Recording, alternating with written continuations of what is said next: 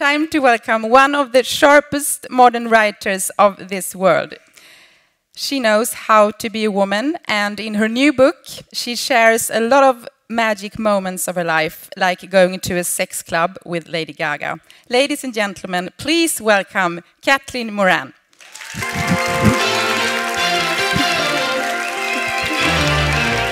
Hi! Oh, thrilled to meet you. You got some wine, I'm glad. I've got wine. Yeah. I've got lipstick on for the first time ever in my life. Me too. No. Yes, that was why I kissed you on the lips to make it stronger. Yes. I can feel it already. Good. Yeah, as I said... Sorry that this has all suddenly gone into English. I do feel a bit impolite coming here and making you all listen to some English. You could carry on speaking in your own language, but I'm sorry, this is what the British do. Yeah. We come abroad and we make you speak our language. I'm very sorry. I think everybody's fine with this tonight. I'm so thrilled to have you here. So I'm going to try to talk as fast as you, but okay. I'm not going to manage to do that. Can you describe the last amazing years of your life? How did your first best-selling book, How to Be a Woman, change your life? Oh God, it's been amazing. First of all, I earned so much money that I could put underfloor heating in my house, which is something we tend not to have in Britain. And so it now means that when I have really bad period pains, I can just lay face down on my floor and use the entire ground story of my house as a hot water bottle to ease the cramps. Sounds like a dream. Yeah, that's the main difference. And in the UK, the book's been so big that now, if I go out in town, I will get stopped every 2 or 3 minutes. Particularly if it's past 6 o'clock and there are women standing outside drinking and smoking. Those are my women. And if they see me walking down the street, I can see them do eye contact and they'll kind of go, "Thanks for writing a book about masturbation." And I'll be like, "That's okay." There is more to it than masturbation in the book, but that's one of the main ones. How many here have read How to Be a Woman? Konsten att vara kvinna? I have. Wow, me too. I can tell you, if you not have read it, it's a very, you're famous for your honest writing that completely rocks the world, we can say. Finally, someone takes a modern stand when it comes to sexism, Brazilian waxing, body issues, sex. You started a new feministic revolution, really. Thank you. I totally wanted to. It had got to the point where when I went out for nights out with my friends, if I talked to a younger woman and I said to her, "Are you a feminist?" and she would say no, I would immediately become very irate and go, "Hang on, you say you're not a feminist? Okay, just let me check this out. Okay, so you didn't go to school and you weren't educated equally to boys." And then you didn't go to university and be educated equally to boys. And then you didn't get a job for which you were paid equally to men. And then when you got married, you weren't an individual in your own right. You were owned by that man. You were a possession. And if, heaven forbid, you were sexually assaulted or raped, that wasn't a crime. And the man who did that to you wouldn't have been prosecuted. And on top of that, you don't vote. Because if all of that is true, then yes, you're not a feminist. That's fine. But if that isn't the life that you've lived, and you have had equal opportunities, and you have been educated, and your money is your own, and you want to be treated equally to men, then I'm here to tell you tonight that congratulations, you are a feminist, and you have lived your entire life as a feminist, and you live in a feminist society and a feminist world that was made by other feminists that came before you. So you need to respect them and use that word, because if we don't use that word and that concept will disappear, and we'll go back to how we were 100 years ago. And of course, by that point, whoever it was that I was haranguing at the bar would have turned around and walked away. And But I would be standing there going, "Ah!" So after that happened a couple of times, my friends that I'd gone to the club with would go, "Why don't you put this in a book instead? Why don't you stop ruining our big nights out and put this in a book instead?" And so that was why I wrote How to Be a Woman. I just wanted to explain to women that we are all, all women are feminists, unless you've gone and handed your vote back into Parliament, in which case you're not, and that's fine, and you're not part of my argument. And when did you open your eyes to look at the world in this way? Very early on. I come from a big family. We're a big, poor family, 8 children in a council house in Wolverhampton, which is basically the ghetto. We were very poor. My family were on benefits. My dad's disabled.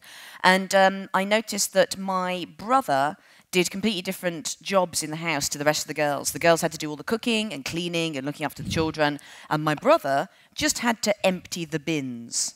Which, I mean, it's just like you just get a bin and you just empty it, and that's it. I mean, it's just very, very easy to empty a bin. And I became furious. I was just like, this is not fair. I had the emotion first. And I think the thing is that women have the emotion of some sexism happening at them and living in an unequal world. And until you hear the word feminism, you don't know what word to associate with that feeling. But when I read the word feminism, I read Germaine Greer's The Female Eunuch and saw the word feminism and went, that's the word that describes this emotion. That means that I want to kill my brother. That is the word for unfairness. That is the cure for unfairness. It is feminism. You have an amazing story. I just have to mention a few milestones of your life. You left school at 11. Yes. Why is that? My parents were hippies, very peace and love, very 1960s, and we were the only hippies in Wolverhampton. So, yeah, at the age of 11, I mean, my parents, when they're asked, why did you take 8 children out of school and educate them at home, my parents' jokey answer, their amusing answer will be, it was just too difficult to find 8 pairs of underwear and 8 pairs of socks that early in the morning for children, so we took you out of school. And then when you ask them for the serious reason why they took us out of school, it's exactly the same answer. I think it was just laundry. They just didn't like waking up early in the morning. They couldn't be bothered. So we were taught at home, and a lot of home-educated families, that would mean that they would give us amazing lessons, and we would go for nature walks in the hills, and they would describe the trees, and it would all be incredible. That didn't happen with us. We simply sat in our front room and ate a lot of cheese and watched the classic MGM musicals of the 1950s. If it had Judy Garland in it, I know the entire script. And that was our education. That was all we did for 5 or 6 years. And they did something right, because at 12 you won a big big essay competition. At 15 you won the Observer's Young Reporter Award. And at 15 you also had your first novel published. Yes. That's like, it's magic. I mean, how did you do that? Well, the thing is, if you don't have any other option, we were very poor, and at the age of 13 I realised that given that I wasn't going to school and I didn't have any exams or qualifications, that the only future jobs that I would be qualified for in a couple of years' time would be to either work in the local supermarket on the cheese counter selling people cheese, or being a prostitute.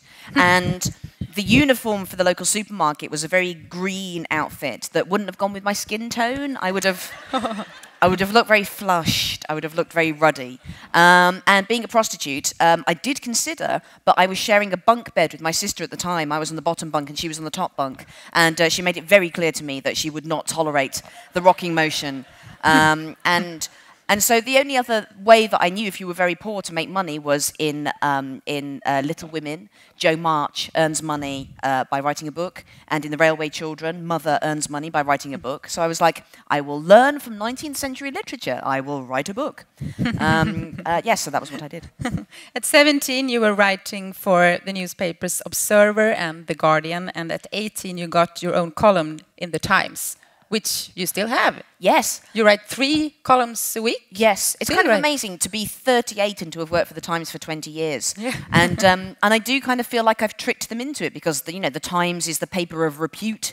It's the paper of the institution, and I just sit there going on about socialism and Marxism and how much I fancy Benedict Cumberbatch.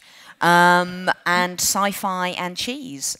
So yeah, I mean, I genuinely think one day they'll realise what they've done and fire me. But for now, it's working out quite well.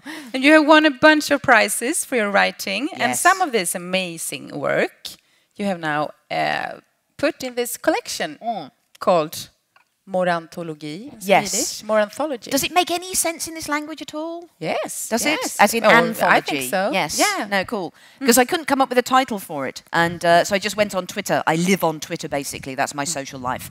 And so I just went on Twitter and went, can anybody come up with a title for this book? And a man said, you know the word anthology? Why don't you have Moranthology? Well, of course. I sent him a case of champagne. But no one ever knows how to pronounce it, and no one really gets the pun. So in a way, I should take that case of champagne back and go, that was a shit title. You've ruined it.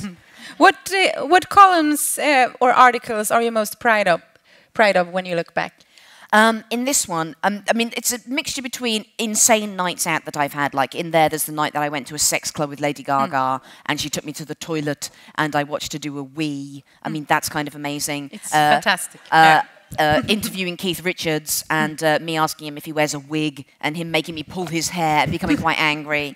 You know, going on the set of Sherlock, going on the set of Doctor Who, hanging out with all these people.